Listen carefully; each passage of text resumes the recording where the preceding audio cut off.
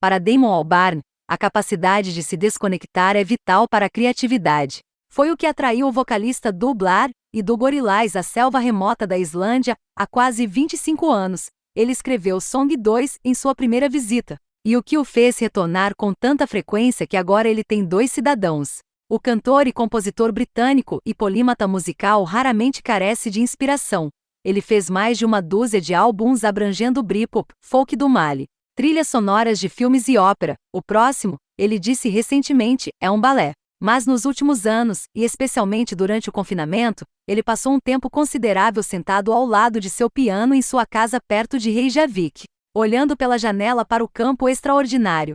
Seu extenso segundo álbum solo de estúdio, The Nearer de Fontaine, More Pure the Stream Flows, é uma homenagem a esta paisagem. Um panorama majestoso de prados gramados, praias de areia preta, geleiras e vulcões ativos. É o tipo de vista sobrenatural que faz você pensar grande e se sentir pequeno. E Albarn, agora na casa dos 50 e cada vez mais preocupado com a crise climática, tornou-se protetor de sua beleza tranquila e imaculada, usando atmosferas clássicas e enevoadas e melodias pop melancólicas que evocam uma sensação de espanto e perda. Ele apresenta uma carta de amor a uma paisagem amada que ele deseja preservar, mas já está de luto. A visão inicial de Albarn para o disco não era tão sentimental. Em 2019, ele foi contratado pela Fête des Lumières de Lyon para assumir qualquer projeto de sua escolha e sugeriu a criação de uma interpretação orquestral da vista fora da janela de sua sala. Com a ajuda de músicos locais de Reykjavik, que vieram para longas sessões de improvisação,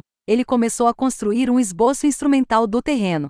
Alguém estaria encarregado das nuvens, alguém estaria encarregado do contorno do Monte Esja, alguém estaria nas ondas, pássaros e carrinhos de golfe, disse ele Grapevine de Reykjavik. Uma vez que você tira isso do momento e do ambiente, imediatamente torna-se muito abstrato. Quando a pandemia encerrou as sessões no início de 2020, Albarn teve que reimaginar o que o projeto poderia se tornar. Ele convocou 2 velhos amigos, o guitarrista do Verve Simon Tong e o colaborador do Gorillaz Mike Smith, para ajudar a transformar as gravações em um LP mais baseado em canções e pop. O produto final é vagamente baseado no conceito de partículas inspirado na pandemia, um ponto lírico que Albarn usa em excesso, mas parece maior. Como um fluxo de consciência meditando sobre as forças naturais da Terra, sistemas climáticos extremos, atração gravitacional, a migração padrões de pássaros. Eles são renderizados em redemoinhos de paisagens sonoras ambientais, canções de ninar valsas e inflexões tempestuosas e jazzísticas.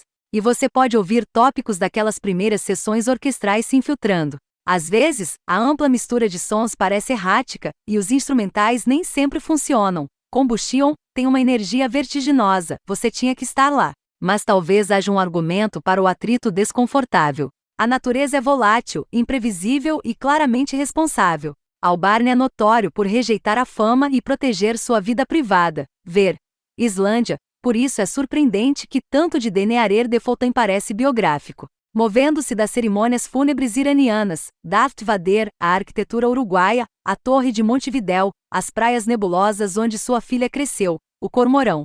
Ele relembra tudo o que se perdeu com o passar do tempo. Agora fico à deriva, sonhando acordado, para quando éramos felizes aqui nesta praia, ele canta. Brincávamos com nossos filhos e eles também ficavam felizes.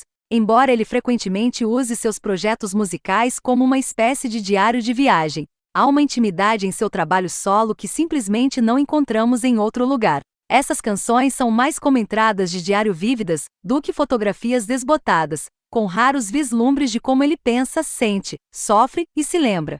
Existe outra razão para todo esse pensamento existencial. No meio do processo de gravação, Albarn perdeu seu amigo de longa data e colaborador próximo, o lendário baterista Tony Allen, enviando Albarn para o que ele chamou de sua própria jornada sombria. Essa frase, junto com o título do álbum e faixa de abertura, são referências ao poema elegíaco Love and Memory, do poeta inglês do século XIX John Clare.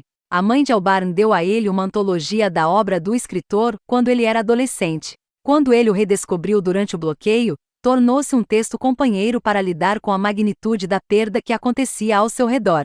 Clare era um campeão do campo, e a voz de alarme ambiental de sua época. Ele considerava a mortalidade e a natureza como a morte tão natural e certa quanto as estações. Albar encontrou consolo nesse pensamento de ângulo amplo e começou a considerar a condição humana como uma extensão da natureza, e não o contrário. A arte da capa escura do álbum, uma grande pedra com uma epígrafe poética, o nome do artista e o ano, parece uma referência visual a uma lápide. A princípio, a pedra parece enorme, quase ocupando toda a tela. Mas o mar um pouco além dele, incessante e cintilante, tem um jeito de emprestar a tudo uma nova perspectiva. Os momentos mais comoventes do álbum se concentram na estreita relação de Albarn com a natureza, construída sobre confiança e deferência. Na melancólica balada de piano, de Cormora, ele descreve seus mergulhos diários em Devon Bay, na costa da Inglaterra, e o desamparo que sente ao ser arrastado pelas correntes negras e frias do oceano, que recentemente foram habitadas por grandes tubarões brancos. O corvo marinho está dando gorjeta, acho que ela sabe que sou um intruso patético no abismo, ele canta. Suas melodias mergulhando e mergulhando tão graciosamente quanto uma ave marinha. No enganosamente alegre Royal Morning Blue, ele se maravilha com a forma como uma ligeira mudança na temperatura pode transformar a chuva em neve e transformar uma paisagem inteira, apenas para desaparecer. Tudo é passageiro, ele parece dizer. Não fique muito confortável. Quando ele começa a cantar sobre o fim do mundo, sua voz fica repentinamente enviesada e inquieta. Como se o dia tivesse mudado de uma teoria longínqua para uma verdade palpável e inconveniente.